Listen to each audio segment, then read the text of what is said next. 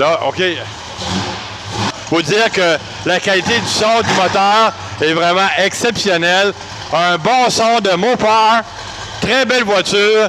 Une pièce de collection. Bonjour tout le monde, mon nom est Pierre Jutras. Et puis, Régent Drouin des Productions Régie m'a appelé cette semaine me disant qu'il faisait un concours pour aller voir les gens parler de leur véhicule ou parler de leur passion. Et donc, il y a un type qui avait une Dodge 1972. Il découvre un magnifique garage, très bien restauré, très bien construit, une magnifique bâtisse. Et moi, étant curieux de nature, je commence à reluquer à travers les fenêtres. Puis là, je vois la bête qu'on voit ici, la Dodge Demon. On dit Dodge Demon 1972. Une magnifique voiture, mon père. On sait que Demon... Ben, on va parler au propriétaire, il est ici. Denis Brouillard, salut. Bonjour, monsieur. Ça va bien? Félicitations pour ta passion. Ah, ça me fait plaisir de vous accueillir aujourd'hui, vous montrer un petit peu le résultat de beaucoup d'années de persévérance et de conviction à vouloir garder nos vieilles choses pour le plaisir souvent des ceux qui n'ont pas eu la chance de les connaître de l'époque qu'ils ont sorti d'usine, mais en les conservant, ben on peut les montrer aux autres, puis on peut continuer à en jouir, avoir des pièces qui sont plus rares un peu sur les routes de nos jours. Mais tu me disais que c'est ta première voiture? Oui, réellement, là, c'est ma première auto que j'ai achetée à l'âge de 18 ans. Donc, j'ai ma première moto là-bas aussi que j'ai eue à 17 ans. J'étais un petit peu conservateur de nature, faut croire. Ça fait qu'à accumuler des bébelles, ben, on bâtit un garage parce que pour les préserver, là, faut vraiment pas les laisser dehors à l'humidité et au soleil. Ça fait que, ouais, là, je pense qu'ils sont garants d'être conservés longtemps. Moi, c'est pour passer de génération en génération. De toute façon, il n'y a rien qui est à vendre ici. Puis oui, c'est ma première auto que j'ai achetée à 18 ans. Elle a fonctionné l'hiver seulement 1 an avec moi. Après ça, j'avais d'autres véhicules pour la période hivernale. Fait que j'en ai tout le temps pris soin. Elle a été remisée longtemps parce que quand j'ai acheté une ferme, je me suis dit, si j'ai pas le temps de la laver, j'ai pas le temps de m'en servir. Donc, j'avais beaucoup trop de travail. J'ai été très longtemps à pas avoir le temps de la laver. Donc, il y a 3 ans à peu près, j'ai décidé que je commençais à avoir le temps. Alors, je l'ai envoyé pour une restauration totale, mécanique, carrosserie intérieure, partout. Puis elle est revenue cet été, puis il reste des petites choses à faire, mais en général, c'est une très bonne restauration d'un bout à l'autre. Et ce qui est important de souligner, c'est que Denis nous fait part que c'est sa première voiture. Contrairement à plusieurs, ce qu'on pense, c'est des propriétaires de voitures anciennes disent, bon, ben c'était le premier char que j'avais. Ils ont acheté un véhicule de modèle et d'année identique. Mais là, on parle vraiment de ta voiture. En personne, pas en personne, mais en chair et en tôle. Exactement. J'ai fait ma jeunesse avec vraiment celle-là, puis c'est la même, puis je vais finir ma vieillesse avec, puis elle s'en va à mes générations futures. Idéalement, elle va tout le temps rester dans la famille, comme beaucoup d'autres de mes véhicules, de toute façon. Là. Donc, si elle pouvait parler, elle en aurait long à raconter. On aurait des petites spéciales à raconter. Elle a été à bien des places avec bien des gens, puis on a eu beaucoup de plaisir. Oui, des randonnées sportives comme des randonnées plus intimes. J'imagine, oui. Tu me racontais une anecdote spéciale à propos de l'aileron? Oh, ben c'est une anecdote. J'avais mis, moi, à l'époque, un aileron, mais je pense qu'elle venait d'une Mustang, puis probablement que l'aileron était le même. Je suis pas certain, je les ai pas identifiés. Mais peut-être que les braquettes, les pattes étaient peut-être différentes. En tout cas, je n'étais même pas certain. Fait que j'ai dit au gars qui faisait la restauration...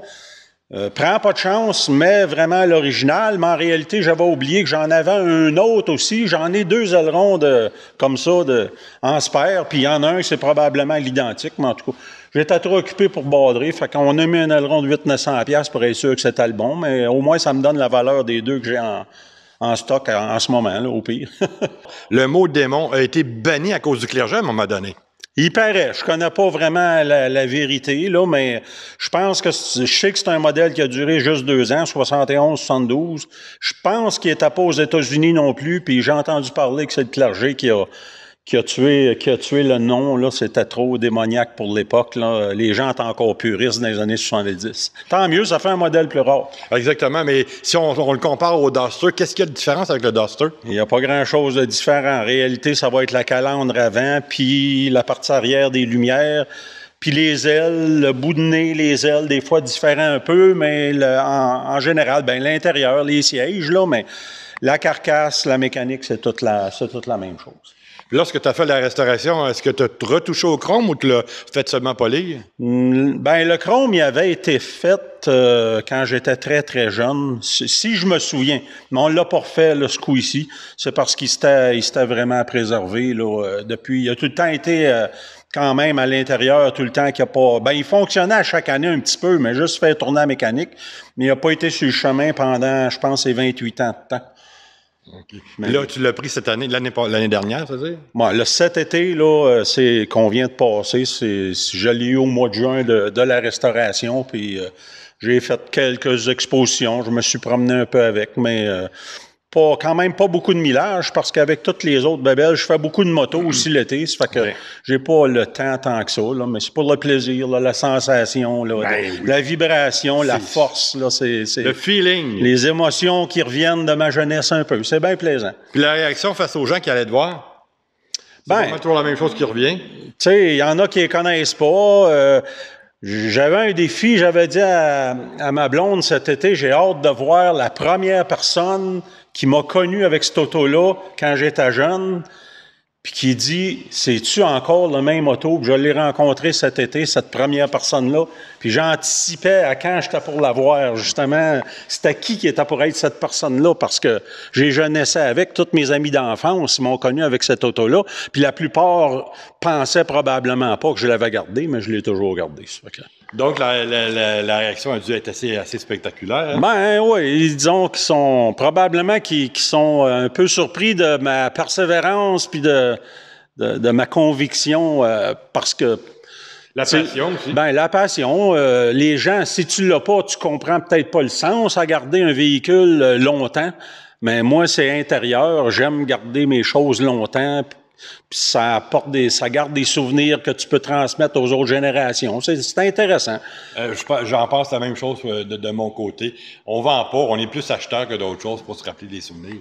Ben c'est ça. Moi, j'ai un pick-up qui a fait, à date, c'est un 90, fait que il y a presque 30 ans de fait avec moi. Fait que c'est sûr qu'on a fait une histoire ensemble.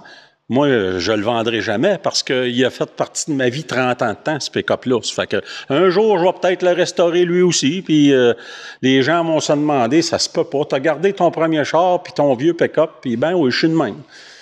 Mon chum Denis, je te remercie puis je te félicite pour ta belle passion.